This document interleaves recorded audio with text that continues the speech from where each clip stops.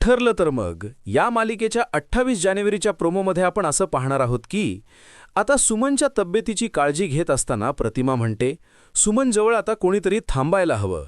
हीच संधी साधून नागराज आपला डाव टाकतो. तो अत्यंत साळसूदपणाचा आव आणत म्हणतो, प्रतिमा बहिणी, मी आहे ना इथे, तू निर्धास्त रहा.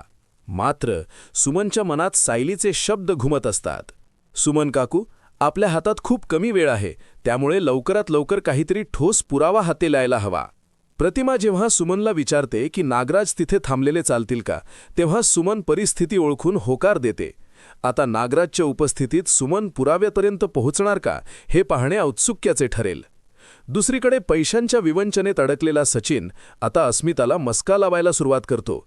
अस्मिताची मनधरणी करताना तो म्हणतो, अस्मिता, जर तू माझ्याशी नीट बोलणार नसशील आणि मला माफ करणार नसशील तर मी आजपासून अन्नपाणी त्याग करेन.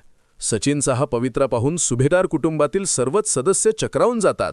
सगळ्यांना ठाऊक आहे की हे सचिनचे नवीन नाटक आहे, पण या नाटकामागे त्याचा नेमका हेतू काय हे स्पष्ट झालेले नाही. पुढील भागात काय घडणार? नागराजच्या नजरेतून वाचून सुमन पुरावा मिळवू शकेल का?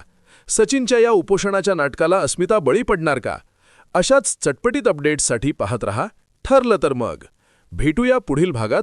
तोपर्यंत नमस्कार.